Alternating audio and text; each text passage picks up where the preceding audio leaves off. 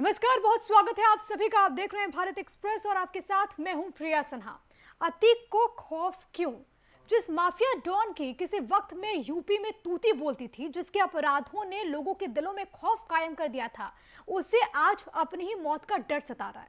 Mafia Atiq Ahmad को गुजरात के साबरमती से प्रयागराज लाया जा रहा है, लेकिन अतीक के दिल में इस बात का खौफ है कि इस रास्ते में किसी भी वक्त कोई अनहोनी हो सकती है।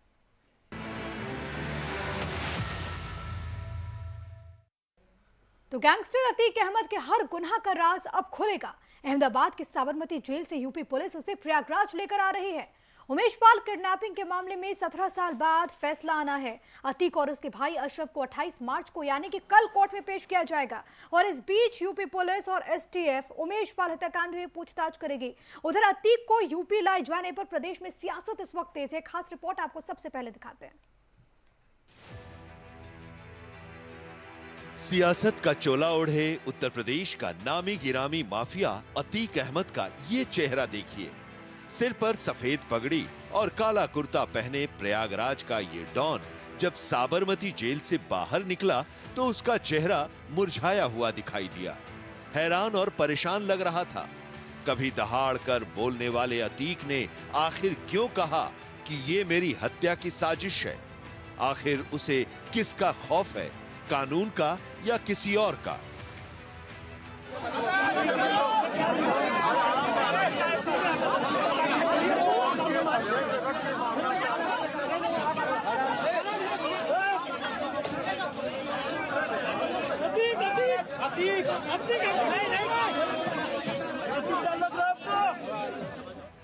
पुलिस सूत्रों के मुताबिक 17 साल पुराने अपहरण के एक मामले में प्रयागराज की स्पेशल एमपी एमएलए कोर्ट 28 मार्च को फैसला सुनाएगा और इसी मामले में माफिया अतीक अहमद को कोर्ट में पेश किया जाएगा।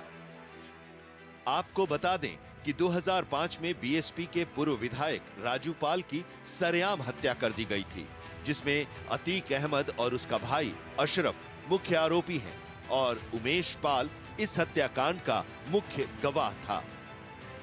इसी मामले में अतीक ने 2006 में उमेश को गन पॉइंट पर अगवा कर लिया था, जिसमें अतीक और उसके भाई अशरफ के खिलाफ अपहरण का केस दर्ज कराया गया।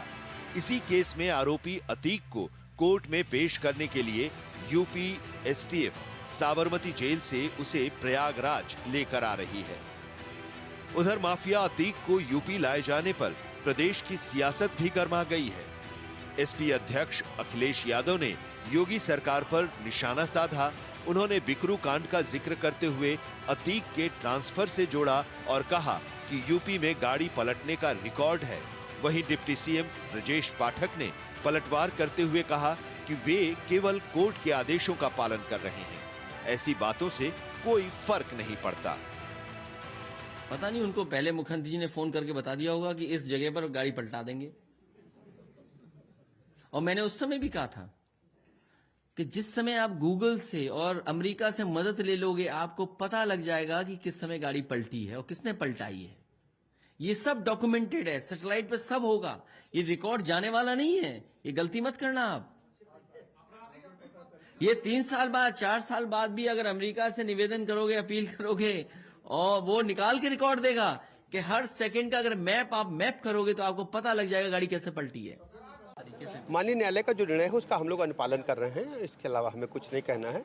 जो भी माननीय न्यायालय निर्णय देगा उसका हम अनुपालन करेंगे। देखिए, इस प्रकार की बातों का कोई मतलब नहीं है। यूपी पुलिस के मुताबिक प्रयागराज जेल में उमेश पाल मर्डर केस का आरोपी और गैंगस्टर अतीक को हाई सिक्योरिटी बैरक में आइसोलेशन में रखा जाएगा। निगरानी के लिए सेल में सीसीटीवी कैमरे लगाए जाएंगे। जेल कर्मचारियों को उनके रिकॉर्ड के आधार पर चुना और तैनात किया जाएगा। उनके पास बॉडी वियर कैमरे भी होंगे जो अतीक की हर एक हरकत को रिकॉर्ड करेंगे, जिससे आगे किसी तरह की वारदात को अंजाम ना दे सके। Bureau report, Bharat express. तो बहुचर्चित उमेश पाल शूटआउट केस में नामजद माफिया अतीक अहमद के 2 नाबालिग बेटों के कथित तौर पर लापता होने के मामले में भी 1 महीने बाद सस्पेंस खत्म हो गया। प्रयागराज की सीजेएम कोर्ट में धूमनगंज थाना प्रभारी राजेश मौर्य ने जो विस्तृत रिपोर्ट दाखिल की, उसमें बताया गया कि अतीक अहमद के दोनों बेटे आखिर है कहां। इसके अलावा पुलिस ने 7 अन्य राज्यों से भी वांटेड अपराधियों को पकड़ने के लिए मदद मांगी है।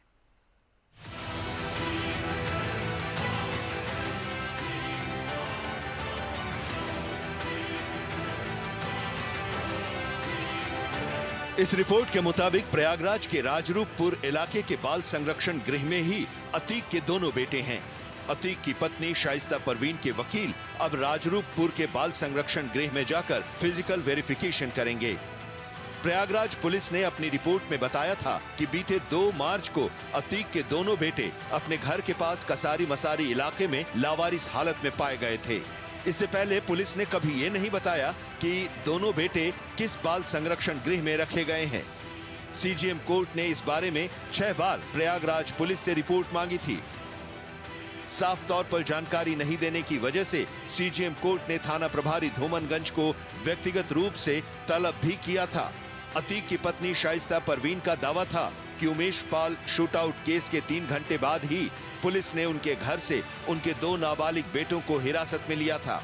उसके बाद से उनका कोई पता नहीं चल रहा है।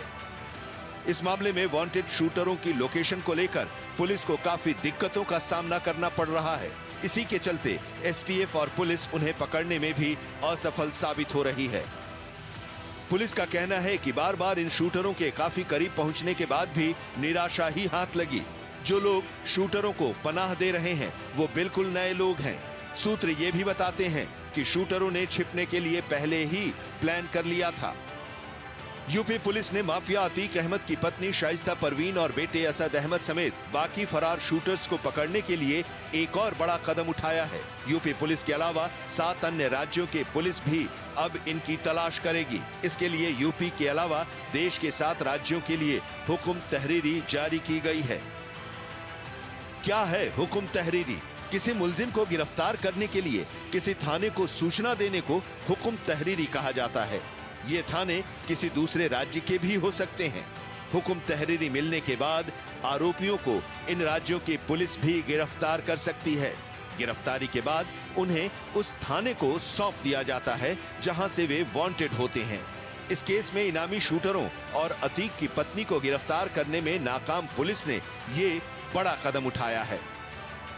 इस हुक्म तहरीरी के बाद अब अतीक अहमद की पत्नी शाइस्ता परवीन और बेटे असद अहमद समेत बाकी फरार शूटर्स को दिल्ली, पंजाब, उत्तराखंड, झारखंड, बिहार, पश्चिम बंगाल और महाराष्ट्र की पुलिस भी गिरफ्तार कर सकेगी। यूपी पुलिस ने इन सभी 7 राज्यों को सभी आरोपियों की गिरफ्तारी के लिए अलर्ट जारी किया है। यूपी पुलिस पहले से ही इन आरोपियों को तलाश रही है। हुक्म तहरीरी यानी लिखित निर्देश के साथ 5 शूटरों और अतीक की पत्नी शाइस्ता परवीन की तस्वीरें, वारदात की सीसीटीवी फुटेज और सभी आरोपियों का डिटेल्स भी सभी 7 राज्यों की पुलिस के पास भेज दिया गया है। आशंका है कि अतीक की पत्नी शाइस्ता परवीन, उसका बेटा असद अहमद और बाकी फरार शूटर्स यूपी के अलावा इन्हीं राज्यों में छिपे हो सकते हैं।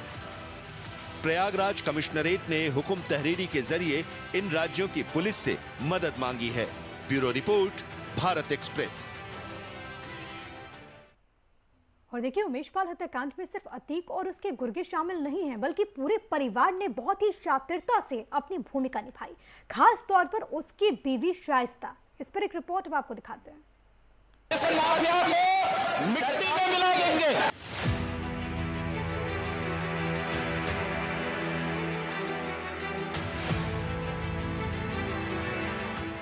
माफिया अतीक की काली दुनिया को नेस्तनाबूद करना योगी सरकार का सबसे बड़ा मिशन है। उमेश पाल हत्याकांड को 28 दिन बीत चुके हैं और पुलिस की कार्रवाई लगातार जारी है।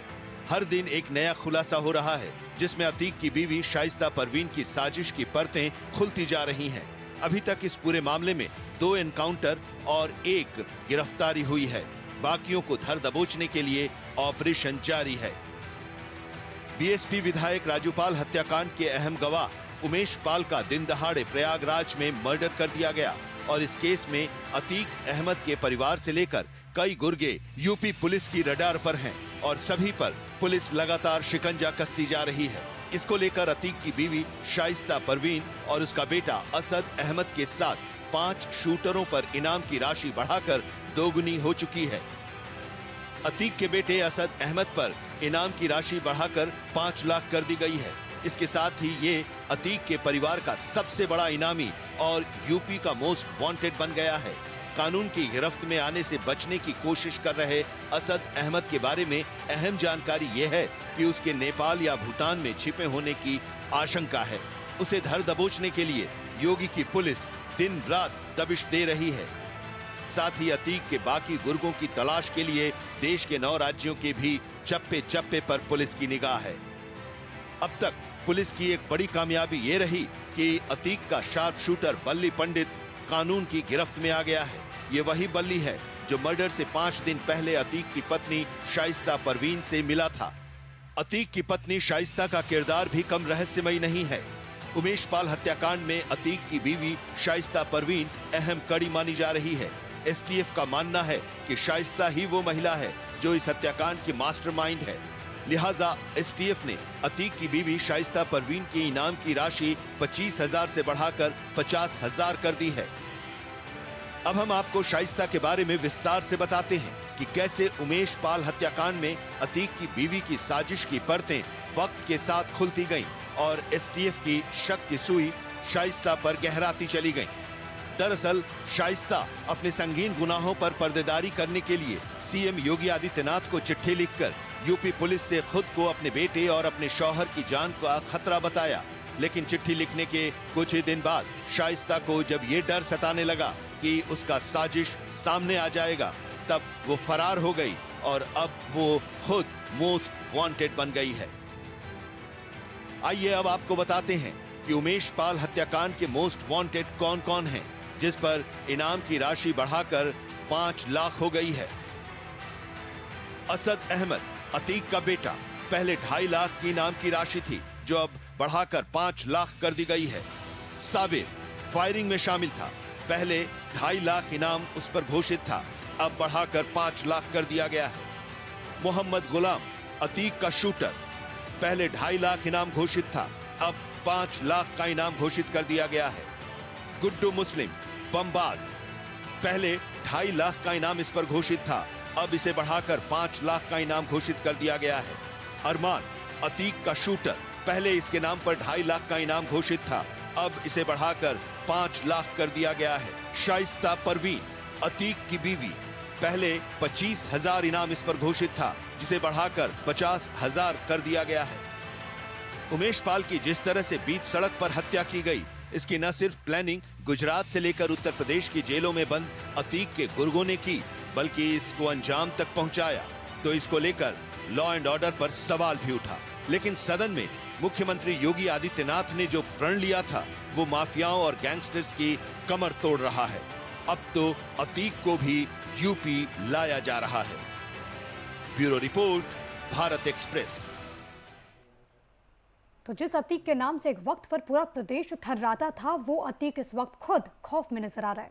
वक्त एक बहुत ही छोटे से ब्रेक का है, आप देखते रहिए भारत एक्सप्रेस।